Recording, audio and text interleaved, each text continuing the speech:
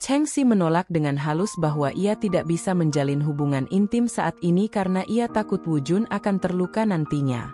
Akhirnya Wu Jun dengan tulus mengatakan bahwa ia sejak lama sudah ingin bersama dengan Cheng Xi namun ia tidak akan memaksa.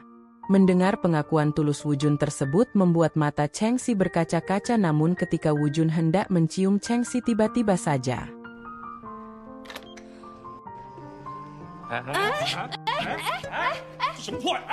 Saat itu Cheng Yao sedang mengembalikan gelang giok pemberian ibu Qian Heng namun kekesalan Qian Heng semakin bertambah karena Cheng Yao tidak merasa bersalah sama sekali atas kesalahpahaman yang terjadi di antara mereka berdua. Kemudian Cheng Yao dihubungi oleh ibunya. Kali ini ibu Cheng Yao ingin menjodohkannya dengan putra sahabatnya yang bernama Sue Ming yang tak lain adalah sahabat Cheng Yao saat masih kecil. Kencan buta itu pun diketahui oleh rekan kerja Cheng Yao bahkan ketika Cheng Yao pergi ada sebuah buket bunga yang dikirimkan seseorang untuk Cheng Yao. Hal tersebut membuat Qian Heng langsung mengetahui jika ada seorang pria yang sedang mendekati Cheng Yao dan malam ini mereka akan melakukan kencan buta. Tak disangka Qian malah memarahi karyawannya yang sedang sibuk menggosipkan Cheng Yao dan pria kencan butanya.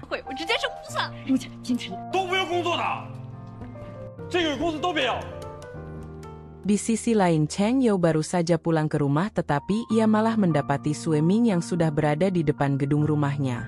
Akhirnya mau tidak mau Cheng Yao terpaksa mengajaknya untuk masuk ke dalam rumah. Kali ini Cheng Yao menghidangkan banyak sekali makanan.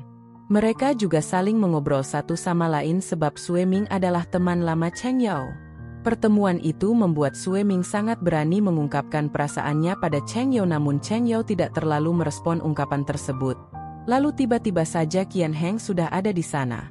Keberadaan Qian Heng membuat mereka begitu terkejut tetapi Qian Heng memang terlihat sengaja ingin mengganggu kencan buta Cheng Yao karena ia cemburu jika ada laki-laki lain yang ingin mendekati asistennya itu.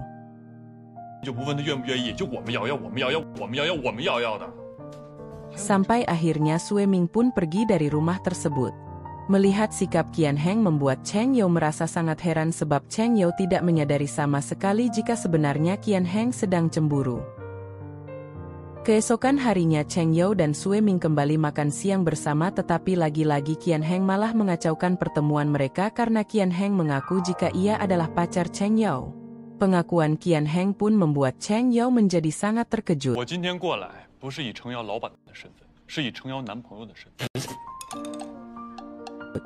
Dan ketika Sue pergi dari sana Cheng Yao langsung memperlihatkan kekesalannya pada bosnya itu. Qian Heng juga tetap tidak bisa mengungkapkan isi hati yang sebenarnya bahwa ia memang menyukai Cheng Yao. Hal itu membuat Cheng Yao berpikir jika Qian Heng tidak mungkin mempunyai keinginan untuk berpacaran. Alhasil Qian Heng kembali membuat Cheng Yao merasa kesal sebab Qian Heng malah meminta Cheng Yao untuk melayani dirinya selama 3 hari.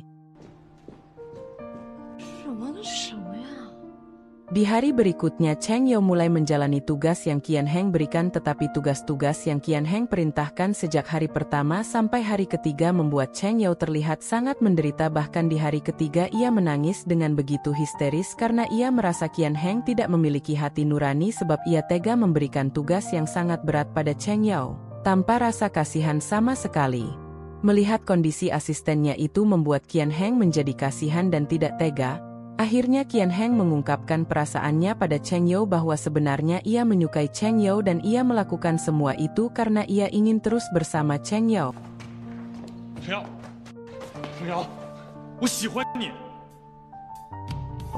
Ungkapan hati Qian Heng itu benar-benar membuat Cheng Yao tidak menyangka sama sekali namun Qian Heng terus berusaha meyakinkan Cheng Yao jika ia benar-benar menyukainya tetapi Cheng Yao masih begitu terkejut dengan situasi itu. Akhirnya Cheng Yao memilih pergi meninggalkan bosnya itu. Sampai di malam hari Cheng Yao terus memikirkan ungkapan hati Qian Heng sampai membuat dirinya malu dan tidak percaya jika bosnya itu menyukai dirinya. Keesokan harinya Cheng Yao bekerja seperti biasa tetapi ia malah mendapati Tanying dan Yufei yang sedang bermesraan. Situasi tersebut membuat Cheng Yao mengetahui hubungan mereka berdua. Saat ingin pulang Qian Heng menemui Cheng Yao. Ternyata Qian Heng ingin mendengar jawaban Cheng Yao atas pernyataan cintanya.